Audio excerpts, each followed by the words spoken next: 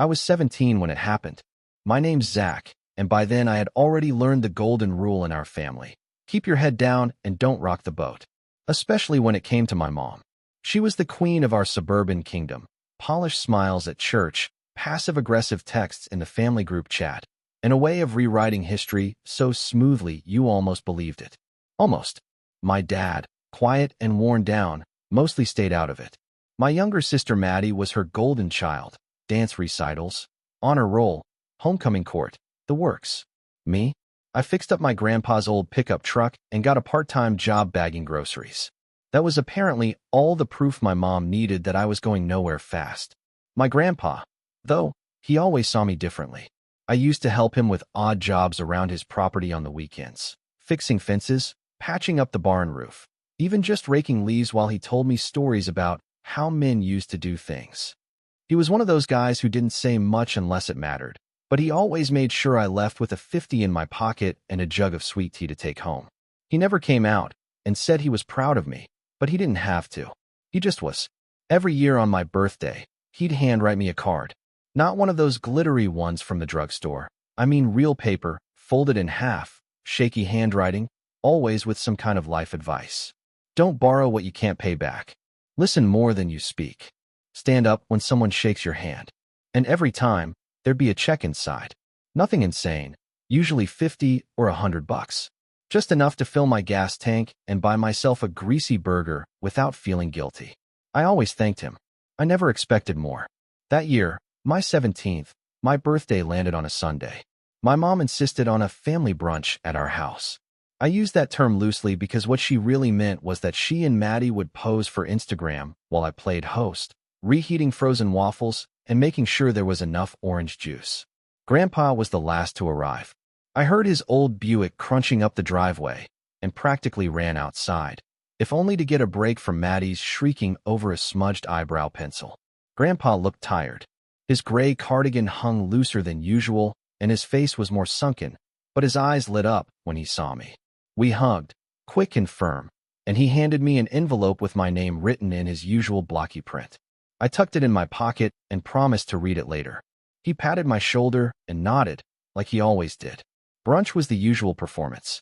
Mom flitted around refilling coffee cups and complimenting Maddie's natural glow, ignoring the fact that she was wearing more makeup than a YouTube beauty guru. Dad said maybe 5 words the whole time. When I finally opened the card at the table, I read the message, smiled at the familiar bit of grandpa wisdom.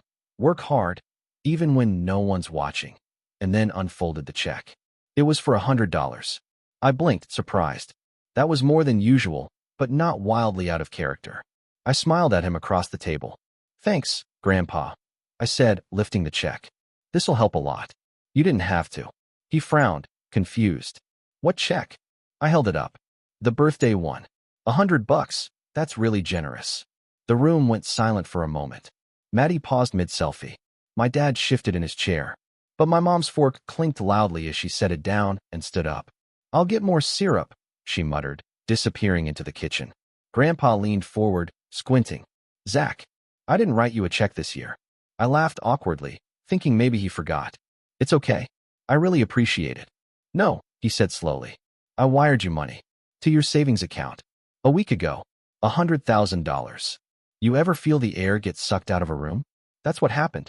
Everything froze except for my brain, which went into overdrive trying to make sense of what I'd just heard. 100,000? That couldn't be right. He had to be joking. But Grandpa wasn't a joking kind of guy. I looked over at my mom, who was now standing in the doorway, pale and still, gripping the syrup bottle like a grenade. What are you talking about? I asked, voice cracking slightly. My savings account. I called the bank, he said, ignoring my mom's laser glare. Your dad gave me the routing info years ago. Said you were saving up for school, maybe a truck. Figured you'd need a real boost soon. So I wired it. Last Monday, I felt sick. I hadn't seen a single notification. No deposit. No alert.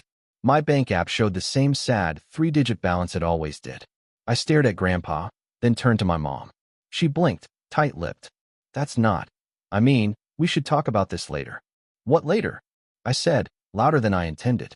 You knew about this? Zach, she said sharply, like I was a child again. Not at the table. No, Grandpa said. His voice was quiet, but it cut through the room like a blade. I want to know what happened to the money. I stood up, my legs trembling, and pulled out my phone.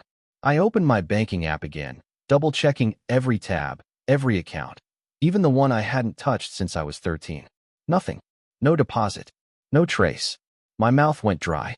Mom, I asked, more quietly this time. Did you move it? She hesitated. Just for a second. But it was long enough. Then she softened her face into that carefully curated expression she always used when trying to seem reasonable. Zach, honey, you're still a minor. We're just holding on to it for you. It's complicated. You took it. My voice cracked again, but this time with disbelief. You actually took my money? I didn't take it, she snapped. I managed it. There's a difference. What does that even mean? It means, she said, crossing her arms, that I made a judgment call. One that protects your future. Your grandfather doesn't always think through these things. And I wasn't going to let that kind of money go straight to a teenage boy with no plan. Are you serious right now? I stared at her, stunned. That was mine. It's our family's, she said flatly. And I'm not going to sit here and be attacked for making a responsible decision. Grandpa pushed back his chair, slowly. He looked even more tired now, not just physically, but soul deep.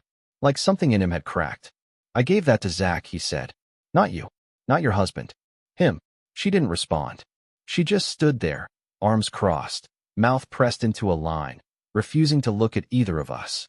Grandpa shook his head and turned to me. I'll get it sorted, he said quietly. I promise you that. But I already knew. I could see it in her face. She'd moved it, used it, maybe even spent it. And I had no clue where to begin finding it again. That was the moment the illusion cracked. The perfect family, the careful brunches, the polite smiles. I realized then how deep her control ran. How many lies had been dressed up as concern. And I knew, right then and there, this wasn't over. Not even close. I didn't say anything else. I just sat back down, heart pounding, stomach churning, staring at the check for $100 that she had probably written in Grandpa's name without him knowing. A distraction. A cover.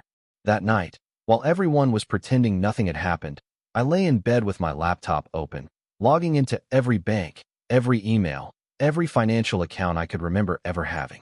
And what I found in the following days, well, that's when everything really started unraveling. I didn't sleep much that night. My brain kept circling around one thing. If Grandpa wired $100,000 and it never showed up, where the hell did it go? I kept going over it, trying to convince myself maybe it was just a mix-up, a delay. Maybe he typed in the wrong account number or the bank held it for verification. That made sense, right? I mean, I was 17. Maybe that triggered something. But no matter how many times I refreshed my app, no miracle deposit appeared. My balance was still $348.19. Most of it from last week's grocery shift and a few leftover birthday bills from relatives. The next morning, I waited for my mom to bring it up. She didn't. She hummed while folding towels and went on about Maddie's upcoming dance showcase like nothing had happened. I stood at the edge of the laundry room and just watched her. Calm. Smiling. So composed. Like she hadn't just casually stolen $100,000 from her own son. Can we talk? I finally asked. She didn't look up. We already talked yesterday. No, we didn't. You talked. I found out something huge and you just deflected. She folded a towel in half, then again, setting it neatly on the pile. Zachary, this isn't some dramatic betrayal. Don't twist it into something it's not. I swallowed hard. Did you spend it? That got her attention. Her eyes flicked up, just briefly. Excuse me. The money Grandpa sent. Did you spend it? There was a pause. Then she scoffed. Do you even hear yourself? You're acting like this is some criminal investigation. You're still a child. Your father and I made a responsible financial decision to safeguard a ridiculous amount of money that shouldn't have been thrown at you like a game show prize. So you did take it. She sighed and finally stopped folding. It's not in your account, no? And yes, we moved it into a secure family investment. It's doing more good than it would sitting in a teenager's savings account collecting pennies and interest. What investment? I asked, already dreading the answer. That's not your concern. It is if it's my money. Her voice sharpened. That money was gifted. And in this house, we manage gifts like that together. Your grandfather should have consulted us. Why would he need to consult you? I shot back. It was for me. He wired it to me. She set the last towel down, hands trembling just slightly. You're blowing this way out of proportion. No one stole from you. You live here rent-free. We feed you, clothe you, drive you to work when your truck won't start. That money is part of the family's future. And there it was. The family's future. Her favorite phrase. Translation, Maddie. I walked out before I said something I'd regret. But something in me shifted. That morning was the start of a slow burn. I didn't scream. I didn't throw things. I just stopped trusting her. Stopped assuming she had anyone's best interests at heart but her own. A few days later, I got curious enough to poke around. Not snooping exactly. But after dinner, I noticed her purse sitting on the sideboard while she helped Maddie stretch for ballet class. I glanced around and, heart pounding, opened it just long enough to see the front of her checkbook. The most recent carbon copy said, down payment, $87,000. My hands went cold. I snapped a picture of it and walked away like nothing happened. 2 weeks later, I found out what it was for. I came home from school to a big, sold sign staked in the front yard next door. Our neighbors had moved out months ago, and the house had been on the market forever.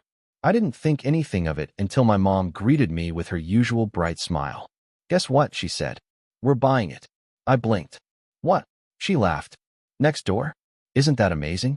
We're going to turn it into a rental property. Or maybe an Airbnb. We haven't decided. But the market's picking back up, and it was such a good deal, we couldn't pass it up. I stared at her.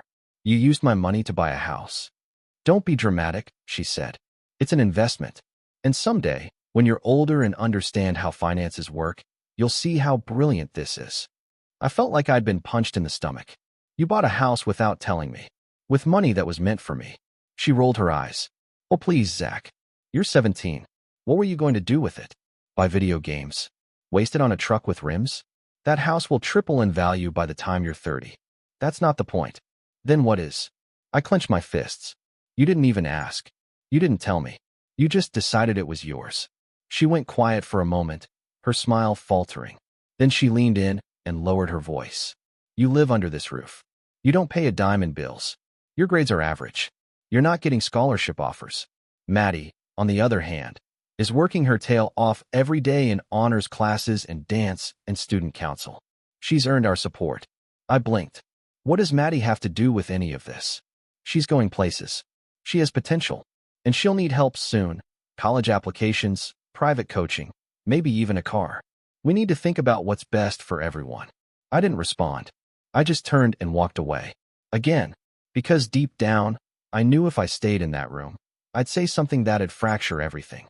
That night, I did something I'd never done before. I called Grandpa. He picked up on the second ring. Zach. Yeah, I said, voice tight. Can we talk?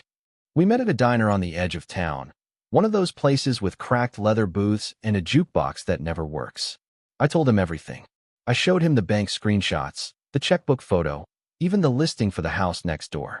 He didn't say much. Just listened. At one point, he closed his eyes and took a long breath through his nose, like he was trying not to explode. I should have known, he muttered. I should have wired it straight to you. You tried, I said quietly. She got there first. He rubbed his jaw. That money was from the land sale. I've been holding it for years. For you. I didn't want you to start adulthood broke like I did. Thought maybe it could pay for college, or tools, or seed money if you wanted to start something. I just wanted to give you a head start. I swallowed hard. You didn't do anything wrong. No, he said. But your mother did. He paused, then looked me square in the eye. You want it back? I nodded once. Yeah, I do. He tapped the side of his mug. Then we're going to have to be careful. Smart. She's slippery when she wants to be. I could have cried, but I didn't. I just nodded again, harder this time. It was late when I got home. My mom was sitting in the living room with her laptop and a glass of wine, scrolling through real estate photos like nothing had happened. Maddie was watching TikToks in the kitchen, earbuds in, humming along to something that sounded like a chipmunk with auto-tune. I went straight to my room, locked the door, opened my laptop. That was when I started planning. I dug into county property records, pulling up the purchase details for the house next door. And there it was, listed under an LLC. The same one my dad used for his side projects that never seemed to turn a profit. It was a shell, a name. No actual company. No website. No employees. Just something my mom registered years ago for tax write-offs. But it was in my dad's name, not hers. That was interesting. I started keeping a notebook, tracking dates, statements, little things she said. I paid attention in a way I never had before. How she moved money, how she justified things, how easily she bent reality to fit her story. I didn't know yet what I'd do with it all, but I knew one thing for sure. I wasn't letting this go. And then, just when I thought things couldn't get worse, they told me the real reason they bought the house. It was a Saturday afternoon. I was out working on my truck when Maddie bounced over with a phone in her hand and a huge grin. "Guess what?" she said. I looked up from the oil pan. "What?" "They're giving me the house." I blinked. "What?" She laughed. "Not now, duh. But eventually. After it's fixed up. Mom said it'll be my place when I go to college nearby, so I can focus on school without dorm distractions. Isn't that amazing?" I stared at her. My heart was pounding. "You're getting the house?" Yeah," she said, like it was obvious. They said it just made sense. "I mean, you're probably gonna move out soon anyway, right? But I'll be here. And it's such a cute house. I already picked my room." She skipped off before I could respond, twirling her phone in the air. I stood there, oil dripping from my hands, heart thudding in my ears. They didn't just take the money. They gave it away. To her. That was the moment. The moment it all snapped into focus. This wasn't just unfair. It was war. And I was done playing nice. I didn't say anything that night. Not when Maddie bragged over dinner about how they might knock down the back wall to expand her room. Not when Mom poured herself another glass of wine and mentioned that everyone makes sacrifices for family. Not even when Dad, who hadn't looked me in the eye since the brunch, mumbled something about how opportunities come when you least expect them. I just chewed my food and stared at the plate. I don't remember what we ate. I just remember tasting nothing. That night in bed, I stared at the ceiling for hours. My chest felt hollow and tight at the same time, like I'd been robbed of more than just money. I kept replaying everything. The brunch, the checkbook, the house, the smirk on Maddie's face. The $100,000 I'd never even seen. Not a penny. Gone. Just vanished into drywall and future hardwood floors. And worst of all, no one apologized. No one explained. No one even acknowledged it like it mattered. It was just understood. This was how things worked in our house. You obeyed. You didn't question. And if you were the less promising kid, you learned to settle for crumbs. I hit my lowest point 2 weeks later. It was Maddie's sweet 16. My birthday had been 2 months ago, just brunch and a few gift cards. No party. No decorations. My mom said it was a weird time of year, and everyone was too busy. But for Maddie, they rented out the event room at a lakeside restaurant. Lights, catering, a live DJ. She had a glittery silver dress and a professional photographer trailing her like she was some kind of influencer. I didn't want to go, but I had to. Mom said I needed to support the family. I wore my best button down and tried to stay out of the way. The party was crowded. Kids from Maddie's school, teachers, some of Mom's friends, even our old neighbors. Everyone was dancing, taking selfies, hugging Maddie like she was the second coming of royalty. I sat in the corner near the dessert table, watching it all unfold like I was invisible. Then came the slideshow. I didn't even know they'd made one. The lights dimmed. Maddie squealed. The screen lit up with baby photos, clips from her ballet recitals, school awards. That time, she met someone semi-famous at a dance convention. Every photo was perfect, curated, golden hour filters, and soft music. Then came the voiceovers, Dad saying how proud he was, Mom choking up, talking about how Maddie was the dream they always had. Even Grandpa had a clip, though I'm pretty sure they filmed it without telling him what it was for. He just said something like, "She works hard. I hope she stays humble." I wasn't in a single photo. Not one. There were family shots, Christmases, birthdays, vacations, but I'd been cropped out or skipped entirely. I saw my own elbow once. Maybe. And the worst part? No one else noticed. When the lights came back on, everyone applauded like they'd just witnessed a cinematic masterpiece. Maddie hugged Mom, wiping fake tears from her eyes. I got up and walked outside. I didn't even realize I was shaking until I leaned against the railing and felt my knuckles clench. It wasn't just about the money anymore. It was like I didn't exist. That night, I stood in front of the mirror and said something out loud I never had before. I'm getting out. I didn't know how or when, but I meant it. I wasn't going to be a footnote in my own life. The next morning, I started the climb. Step 1 was getting back control over myself. I'd been coasting, half-assing school, wasting time online, clocking in and out of my grocery job like it was a prison sentence. I was still smart, but I'd stopped trying years ago. What was the point? In my house, no matter what I did, Maddie outshined it. But now I had a reason. I started staying late at the library, reading everything I could about money, investing, business, personal finance, even real estate law. I watched hours of free lectures online, took notes, made spreadsheets. I downloaded budgeting apps and began tracking every cent I spent. No more fast food. No more impulse junk. Every dollar was a soldier. I was going to build something. At work, I asked to pick up extra shifts. Then I asked the store manager if I could learn more, unloading trucks, managing inventory, helping train new hires. I wanted responsibility. At first he was surprised, but then he started trusting me. Within a month, I was basically assistant managing the backroom. A few weeks after that, I got a raise. Not much, but enough to notice. At school, I asked one of my teachers if I could make up missed assignments. He said no one had ever asked him that in October before, but he agreed. I worked through every late paper, every half-finished lab, every missed quiz. I didn't tell anyone why, but my GPA started crawling up. Quietly. At home, I said as little as possible. Mom noticed the change eventually. One night, she cornered me in the kitchen while I was meal prepping a week's worth of turkey sandwiches. "You've been busy lately," she said, voice light. I nodded. "Studying? Working?" "Yeah." She tilted her head. "What's the sudden motivation?" I shrugged.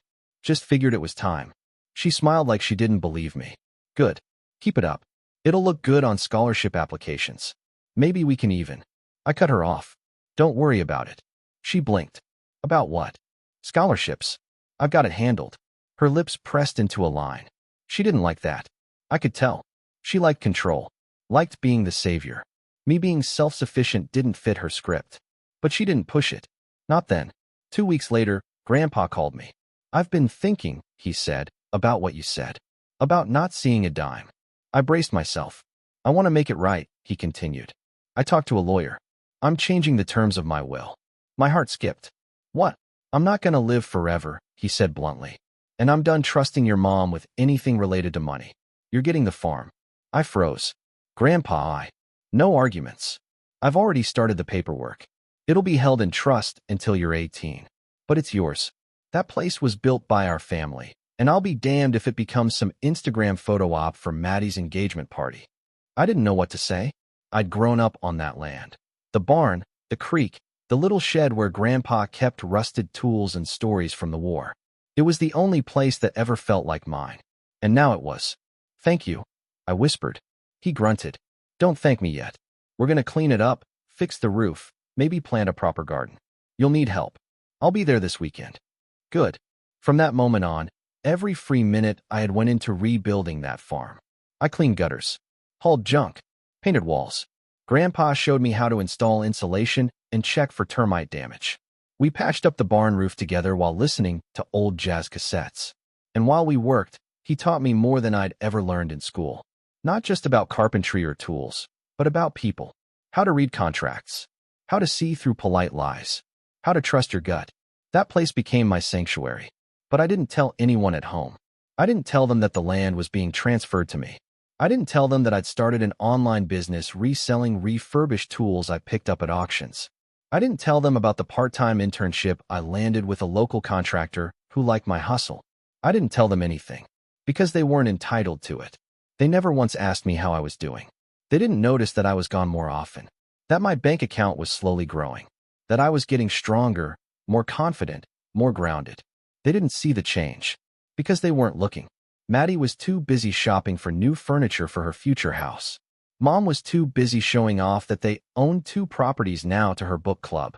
Dad was still drifting in and out of conversations like always, a ghost in khakis. And me? I was building something. Slowly, quietly, but with purpose. And deep down, I was waiting for the right moment. The moment when I'd stop being invisible. The moment I'd pull the rug out from under all of them. Because the truth was, I wasn't just rebuilding myself. I was laying the foundation for something bigger. Something they wouldn't see coming. It started with a spreadsheet. Simple, clean, titled in all caps, Reclamation Plan. I opened a blank Google sheet one night, after everyone had gone to bed. The house was dark, quiet. Except for the faint hum of my laptop and the ticking of that annoying wall clock my mom insisted tied the dining room together. My hands hovered over the keyboard as I thought about what I was really trying to do. This wasn't about money anymore. Not just money. It was about power. Because that's what they'd taken from me. My autonomy. My voice. My place in the family. They'd buried me under fake smiles and golden child Instagram captions, under brunch photos and property deeds, and he's just not focused whispers. But they forgot one thing. I was watching, listening, learning, and I was going to take it all back. That spreadsheet became the blueprint. Tab 1, Timeline. I listed every major event since my birthday. The date Grandpa said he wired the money. The brunch. The check. The day I saw the checkbook. When Maddie said she was getting the house. Every little moment where something shifted. I wanted a record, not just to keep things straight, but because it reminded me this wasn't paranoia. It was a pattern. Tab 2, Evidence. Screenshots, photos, transcripts. I documented everything. I had pictures of the carbon copy from Mom's checkbook, bank statements from Grandpa's wire transfer, emails, texts, even a voice memo I secretly recorded when Maddie bragged about her future house again. I uploaded it all to a secure drive under a fake email account, separate from my usual accounts. Passwords changed. Two-factor authentication turned on. I was leaving nothing to chance. Tab 3, Leverage. This was the fun one. It started empty, but grew quickly. My first major discovery came by accident. I was helping Grandpa clean out one of the old filing cabinets in the barn when I found it. A dusty blue binder labeled LLC Records. Inside were pages of old paperwork, including the original registration forms for the LLC my parents used to buy the house next door. It was dated 6 years ago, but something stood out. My dad wasn't listed as the sole owner. My mom was the majority stakeholder, which meant her claiming it was under Dad's name during that conversation. A lie, a deliberate one. I scanned the whole binder and uploaded the contents. Then I dug into the county tax assessor's portal and found that the property was listed under the LLC, but the mailing address on record wasn't even ours. It was my mom's old office building. Another lie, another layer. They thought I wouldn't look. They really thought I'd just accept it. That same week, I visited a friend of Grandpa's, a retired estate attorney named Mr. Harlan. He still kept an office above the hardware store, mostly to avoid boredom. Grandpa trusted him. That was enough for me. I told him the situation. Not every detail. Just enough to raise the question. If someone wires money to a minor's savings account, and the legal guardian quietly moves it without informing the recipient, what are the options? Mr. Harlan leaned back in his squeaky chair and steepled his fingers. Well, technically, that's not just unethical. It's probably illegal, especially if it wasn't disclosed or documented. I nodded. What if the funds were used to purchase property under an LLC? He arched an eyebrow. Whose name is the LLC under? My mom and dad. And the wire was intended solely for you. From my grandfather. He told me. He has proof.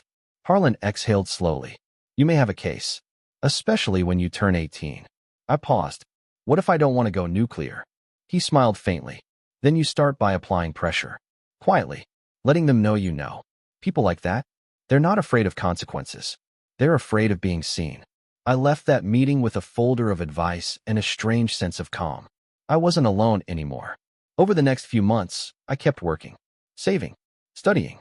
Grandpa and I built out the back shed into a small office, just a desk, a Wi-Fi booster, and a refurbished laptop I'd upgraded myself. It became my war room.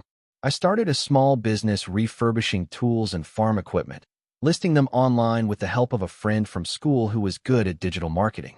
We split profits 70/30ths. By Christmas, I'd saved almost $10,000. I also started offering labor at discounted rates to neighbors and local businesses.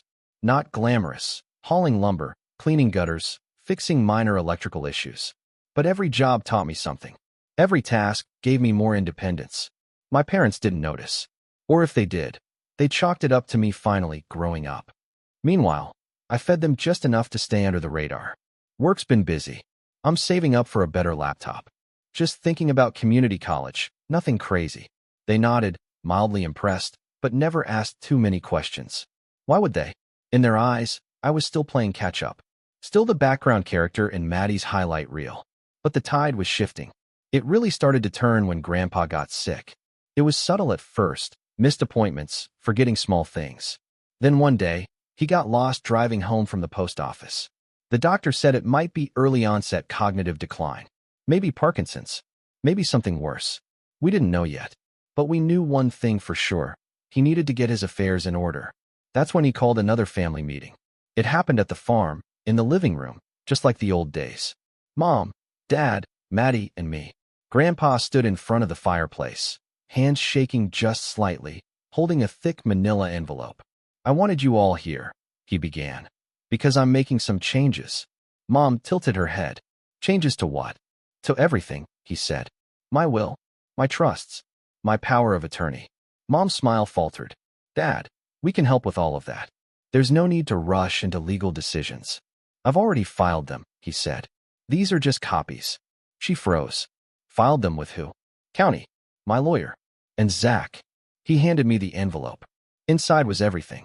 The farm, the remaining assets, his medical directives, his revised will, and a notarized statement clarifying that the $100,000 wired to me had been a personal gift, not a loan, not a family investment. You could have heard a pin drop. Then Mom said the quiet part out loud. This is ridiculous. Grandpa didn't even flinch. No, what's ridiculous is stealing from your own son and pretending it was for his own good. Dad looked like he wanted to melt into the carpet. Maddie looked confused. Mom, though? She looked cornered. This is revenge, she hissed. You're punishing me for trying to protect this family. No, Grandpa said. I'm correcting a mistake. One I let go too long. I didn't say a word. I didn't need to. Not yet. After they left, after the yelling and the slammed door, Grandpa turned to me. They're going to come after this, he said, nodding toward the envelope. Find ways to twist it. But don't let them. You're smarter than they think. I nodded, gripping the papers like a shield. The next morning, I got an email from my mom. Just one line. We need to talk. You're making a serious mistake. I didn't reply. Instead, I called Mr. Harlan and asked him to double-check the documents. He said they were airtight. A week later, I filed to open my own LLC, under my name only. I transferred my tool refer business to it and applied for a small business credit line using my savings as collateral. Approved. I ordered business cards. Zachary M. Thomas. Owner, Red Barn Restoration Company. Tools. Labor. Legacy. I left one on the kitchen counter one morning before heading out to the farm. That was the first time my dad actually looked at me like I was someone new. I didn't smile. I didn't brag. Because I wasn't done yet. The house next door, the one they stole my money to buy, it was almost ready. Renovations done. Maddie had already begun decorating it on Pinterest. My parents were floating the idea of moving her in during college. What they didn't know was that I'd been reading every clause in their LLC documents. I knew something they didn't. The final card was almost ready to play. And when I did, it wouldn't just be revenge. It would be a reckoning. The final move started with a knock on the front door. It was a Tuesday morning. Spring was settling in, the trees starting to bud, and the air smelled like wet soil and quiet tension. I knew my parents would be home. My mom worked part-time by then, some flexible remote gig with a local interior design firm, and my dad was still between roles, which meant wandering the house like a lost tourist. I timed everything perfectly. Mom answered the door with her usual fake warmth, expecting a neighbor or maybe a package delivery. Instead, she was greeted by a well-dressed woman in a blazer, carrying a clipboard and wearing a badge clipped to her lapel. Good morning, she said. Are you Mrs. Thomas? Yes, my mother answered slowly. My name is Claire Jensen. I'm with the county tax assessor's office. We've flagged a discrepancy in the ownership documents for the property located at 1139 West Holloway Lane, currently registered under an LLC managed by yourself and Mr. Thomas. I watched from my truck across the street. Windows cracked. Heart thudding. I couldn't hear the conversation, but I didn't need to. That was the spark. Here's how it all came together. While Grandpa's lawyer, Mr. Harlan, helped secure my legal standing over the farm and get everything in writing regarding the original $100,000 gift, I kept digging. Through public records, through the bylaws of their LLC, through real estate law, and I found something they'd overlooked. When my parents used my money to fund the purchase of the house next door, without any written consent, without documentation, without even disclosing the source of funds in the LLC's initial filing. They triggered a clause in the county's conflict of interest policy regarding trust-held contributions from minors. See, in layman's terms, any substantial sum contributed to an LLC from a trust or minor's account must be documented, and the minor must have representation. I wasn't represented, and I had proof. Wire records, trust confirmation from Grandpa. And the best part?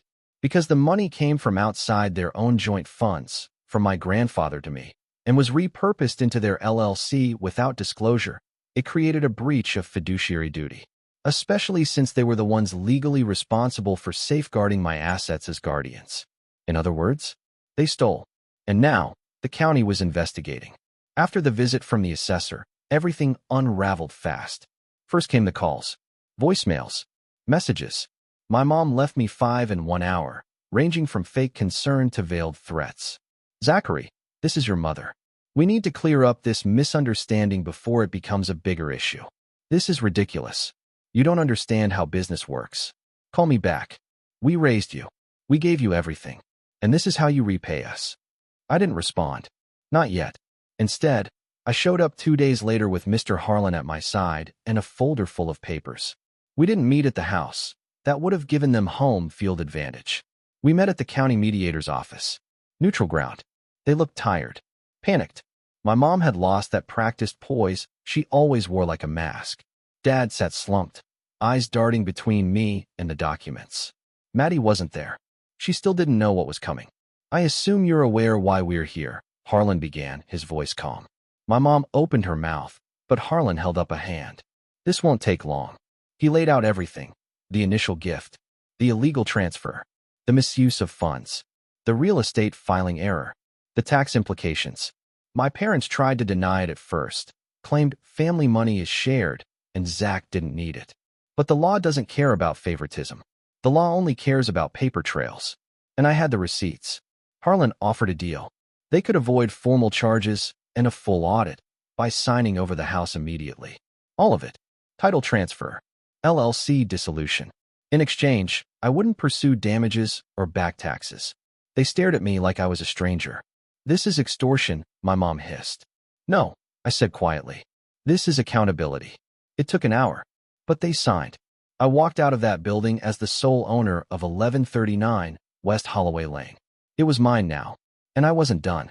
2 days later, I met with a realtor and listed it for sale. Maddie came home from school that afternoon to find the sign in the yard. She burst into the house in tears, screaming, "Why is there a for sale sign on my house?" My parents tried to explain, tried to spin it, but I didn't let them. That weekend, I held a family meeting at the farm. My turf. They came, reluctantly. Maddie wouldn't speak to me. My mom looked like she hadn't slept. My dad just kept staring at the floor. I stood in front of the porch, papers in hand. This isn't just about the money, I said. It never was. It's about what you thought you could get away with. The way you made decisions without me. The way you looked at me like I was disposable. No one responded. I turned to Maddie. I don't blame you, I said. You didn't steal the money, but you benefited from it. And when I tried to speak up, you acted like I was jealous. Her eyes were red.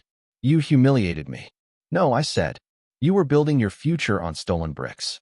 I just took them back. Then I turned to my mom. You always told me I was the one who needed to grow up, that I didn't understand how things worked. But it turns out, I understood better than you thought.